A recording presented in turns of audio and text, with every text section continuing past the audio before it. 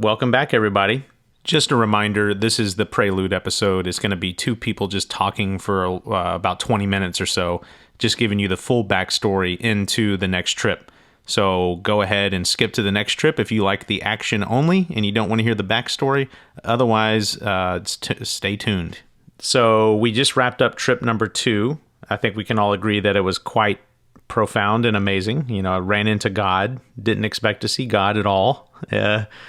And it took me a while to get there, and not a lot of profound things were covered in the lead up. And so, long story short, I didn't get the answers and stuff that I was really seeking. So I wanted to go a little deeper, and I had done some previous research about ayahuasca. And it basically promises to take you all the way in and give you all the answers you've ever wanted, and then some. So I pursued that avenue. There are legal avenues to procure ayahuasca, and I pursued those avenues. So this episode really is just talking about bridging the gap between the last episode or the last trip and the next trip. It's covering how and why I got ayahuasca and the differences between ayahuasca and mushrooms and stuff like that. So yeah, that's really it, guys. Let's jump into it. My journey through the Pantheos. Prelude. All right, we are recording. All right, y'all. So since the last time we all spoke, we discussed, my first experience with any psychedelics, that first little dip your toe in the water thing. Second episode, of course, was my first kind of, God experience in my, hometown where I grew up in. And now we're kind of picking it up of how I got into the deeper, like ayahuasca kind of stuff. And that's kind of what this episode will be like, chronicling why I got into ayahuasca, what my first few experiences were like, and it's kind of be the intro. Still a lot of crazy stuff. So okay, so start with, was this your first ayahuasca experience? Yes, absolutely. So first, let's talk about what ayahuasca tastes like. Oh, so ayahuasca tastes like it's. So you know how dry raw cinnamon is in its powdered form? You know how dry that is? Yep. The cinnamon challenge. Yes, the cinnamon challenge. People cannot make it through there because it's so damn dry. You have to cough. And so it's, even though it's in liquid form and it's a tea, it is drier than cinnamon. And it tastes like if you crushed up aspirin and then mixed it with the most bitter coffee you've ever tasted in your entire life. And so, like, drier than cinnamon, aspirin, bitterest of bitter coffee. There is nothing pleasant about the taste. Like no way in a million years could that ever taste any kind of way appealing. It is disgusting. Okay. So there's your answer there. After your experiences in Manville on the mushrooms, what made you decide to take the leap to ayahuasca? All right. So those first 2 times were unbelievably amazing. I had experienced God for the first time in my life. I was an agnostic and a nihilist on top of that, just in a very bad place. And those first 2 experiences gave me a little morsel of, what being healthy would be like. But I knew I wasn't quite to the point. You really need to, like, when you go on these crazy experiences, like, to go all in. Like, they have what they call an ego death, where that's when you get the most healing. It's like when you surrender to dying, essentially. And I definitely did not get those on those first 2 experiences, and I knew that was kind of my goal.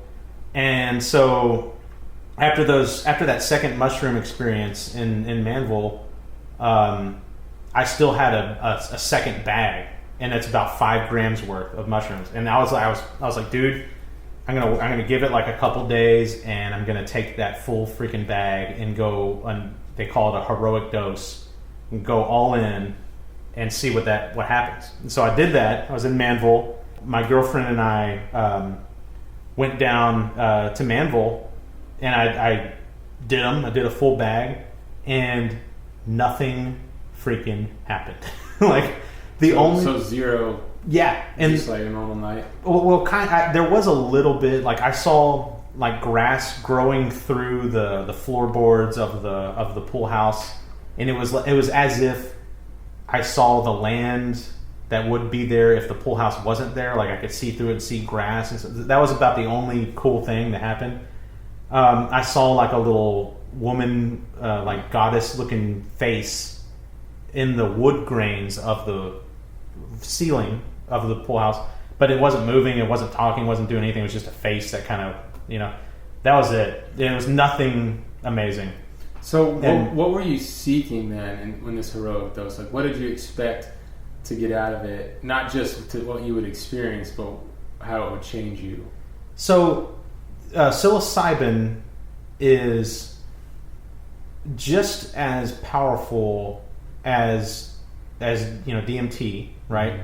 But in different ways. And the way what I was told and what I've experienced also is that with psilocybin you have to interpret what is being shown to you. And if you're kind of like if you never like question things or analyze things, you're not going to get much out of these experiences other than seeing cool stuff and be like, oh, that was cool. But if you're insightful and self-reflective, you'll get these amazing, beautiful life lessons out of these experiences. But with psilocybin, it's like charades. Like I see God a lot, or what I interpret as God anyway. And God on mushrooms, you're playing charades with it, and it's showing you things, and you have to guess, and it will let you know if you got it right. Like it'll like clue in, like you'll know when you get the answer right. But on DMT, it straight up can just tell you. Like it's just like, hey, this is your lesson, and blah, and it just tells you. And so that's what I was hoping to get out of that experience was I'm going to go all in. I'm going to see the psilocybin deep dive and see what it shows me. And it fucking showed me nothing. Like it showed me grass growing. Okay, but I guess what I'm getting at is like, what were you looking for? Like what would? Yeah. Why did you go down this route? Good question. So my I was a depressed person, and I talked about this in episode 1, but it's worth rehashing because there was a clarification that I wanted to make. Well, so because what I want to see is like, okay, you had some depressive issues. Were you hoping that doing this would cure the depression and you would come out of this a better person, or what was like the goal of this? Yes. So the goal was I was definitely depressed. I also was nihilistic on top of that, and that's a self-repeating loop of spiral of doom.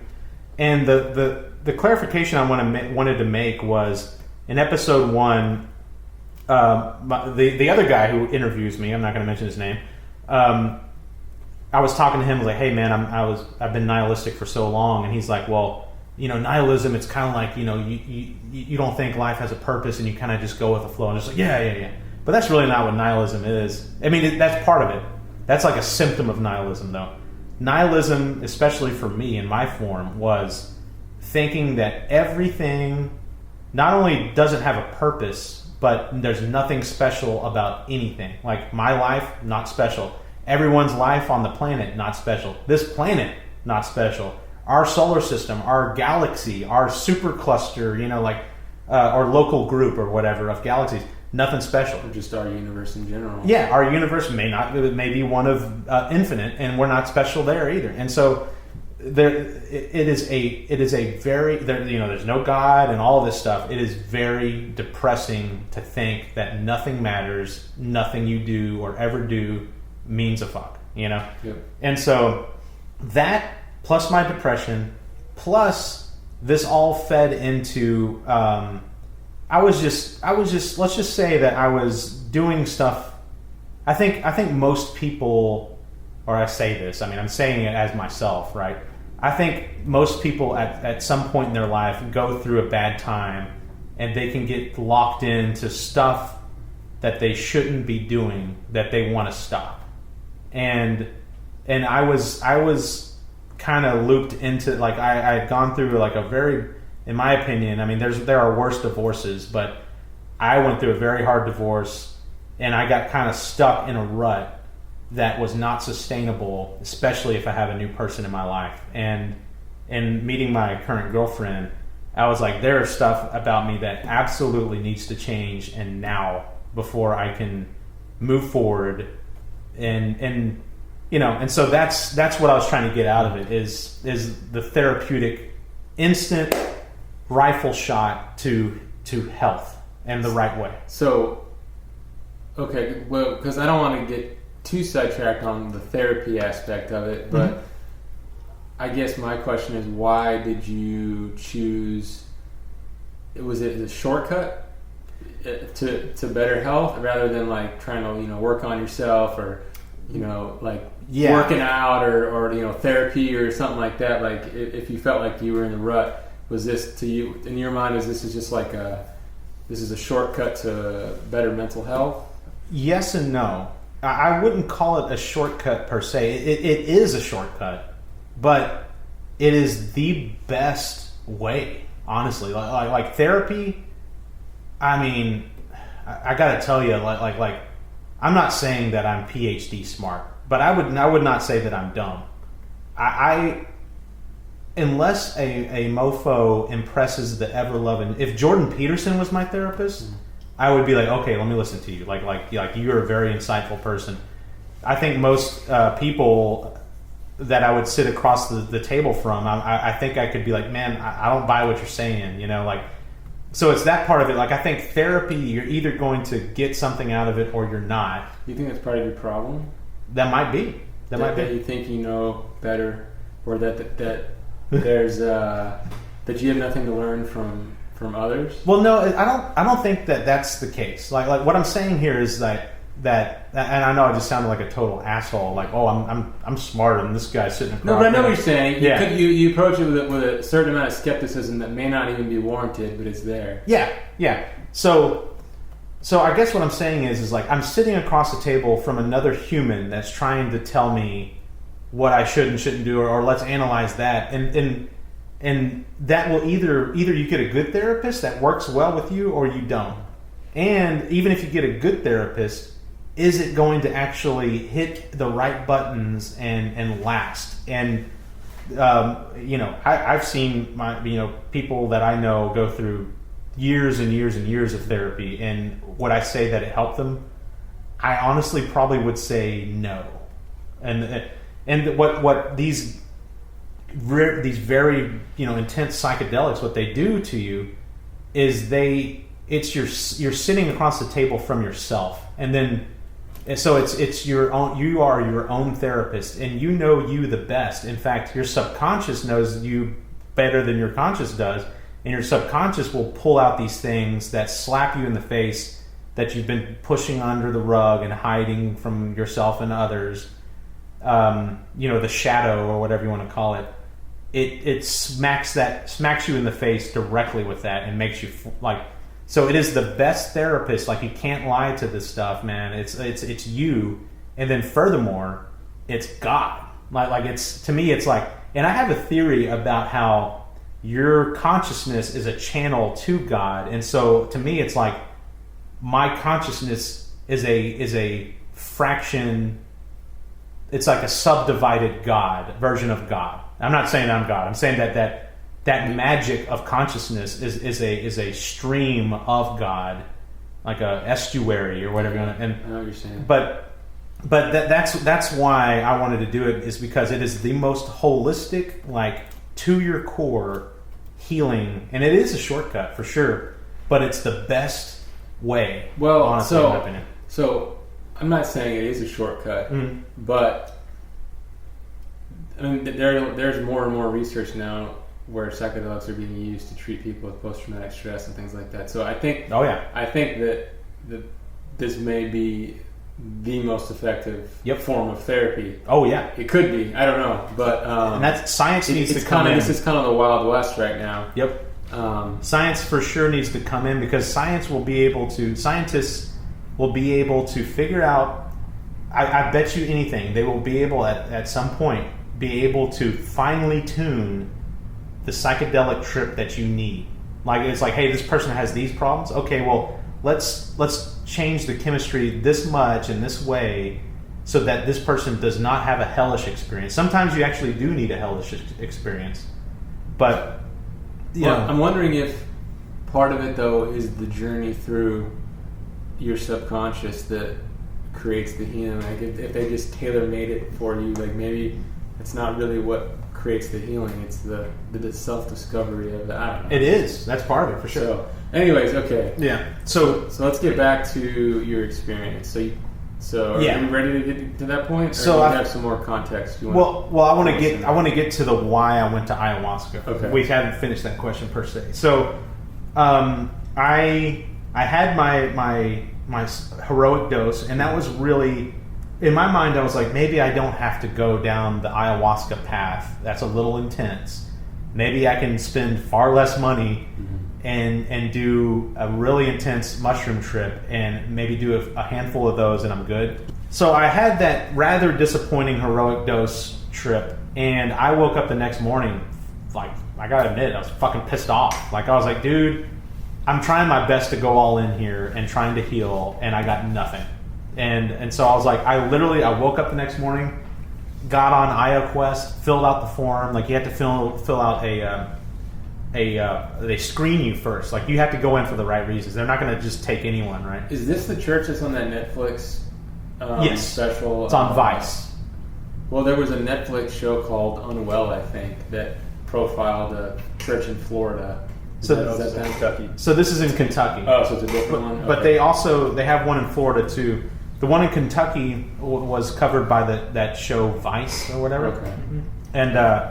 And so I signed up. Like, they won't take anyone. Like, you have to have a legit reason. Just like I said, like, you shouldn't go this deep into psychedelics unless you have, like, stuff that you're trying to heal from. They're not going to take someone who's just like, yeah, man, I think it sounds cool. Like, I gave them all of my reasons and listed them out in very good detail. I thought I might even get rejected, but they accepted. And so, yeah, so for those who are hearing this for the first time, if you're interested in psychedelic or in ayahuasca. So I'm going to skip over this part where I talk about the exact way I went about procuring the ayahuasca. I don't want to bring heat on the actual place I got it from, nor the industry overall. Technically, it is legal, but again, there might be some weird loopholes that blah, blah, blah. I just don't want to bring heat, so I'm not going to... we'll just skip over this part, basically. But that's why I got into ayahuasca. I wasn't going to do it. I didn't honestly have the balls to do it until that next morning when I woke up, and I was like, I didn't get anything out of this, and I didn't come this far to give up. And I was just like, I'm doing it. Again, I'm not going to go over this part, but just suffice it to say that I was able to get ayahuasca, and it also took a while for me to get it. And so whenever I actually eventually got it, it kind of was scary. And then I'll tell you why here. I had a very, very much of an oh shit moment. Like, there's a reason why the Peruvians call this the death vine. Like, the word, like, literally the Peruvians call ayahuasca the death vine because you die when you basically die when you do ayahuasca in your mind. And having something that is called the death vine, and now you're holding it in your hands and you're like, oh my God, I'm going to take this and I'm going to die. Like, it scared the shit out of me. And so but I was there, and you have to join these Zoom meetings, basically, like the church members or whatever, so that they can guide you through, because this is very powerful stuff. They don't want you just randomly taking it and like doing something stupid. They actually demand that you join a couple Zoom calls to get acclimated, and they'll tell you how to do it. I thought that they were going to watch me do it, and I was like, that's kind of weird.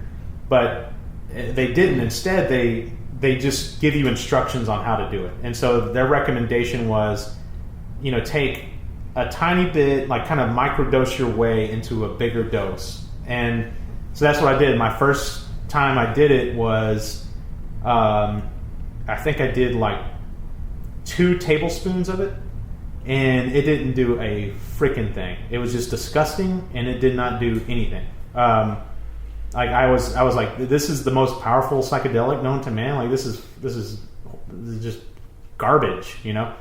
And then I did it. Unlike mushrooms, if you do these consecutively, if you do ayahuasca consecutively, there is no like tolerance that gets built up. You can just keep going, and it's still as powerful. So the next day, I was like, well, screw it. I'm going to do 3 tablespoons. 3 tablespoons didn't do anything. And so then I actually finally did my requisite research, and I found out like, oh, you really should be doing like 8 tablespoons if you want to experience anything. And so I got back on the call with the guy, and I was like, hey man, like it's not like it really wasn't working. He's like, dude, like you need to do about a Dixie cup's worth, and that's about, was it 3 ounces? And so 3 ounces, I forget how much of a cup that is. I don't know, but a cup is 16 ounces, right? Okay, so okay, almost a quarter cup. Yeah. So is it 3 ounces or is it 6 that I did? No, it's 3 ounces. And so he goes, you do, in order for you to see what you are seeking, you know, to have that experience, you need to do 3 ounces, wait about 30 minutes, do another 3 ounces, wait about an hour, and if nothing happens, then you eat some food, like usually some potato chips, or they also recommend like a banana or an apple. And I don't know all of the science. I don't even know if what I'm about to say is true, but apparently your gallbladder holds on to the DMT, and if you eat something, your gallbladder gets distracted by it needs to process this other thing or something, and it releases the DMT. And so by eating something, you can just get dropped right into your experience. And so did it work? Yes and no. Okay, we're going to go ahead and cut us off right now. Sorry about that. But we're starting to get into the beginnings of the 3rd trip. So just tune back in a little bit, and we'll have the 3rd trip episode ready for you. And get ready, because it is freaking crazy, y'all. It is the craziest one yet. Oh my gosh, you're not even going to believe it. Terrifying stuff. Yeah, see you in a little bit.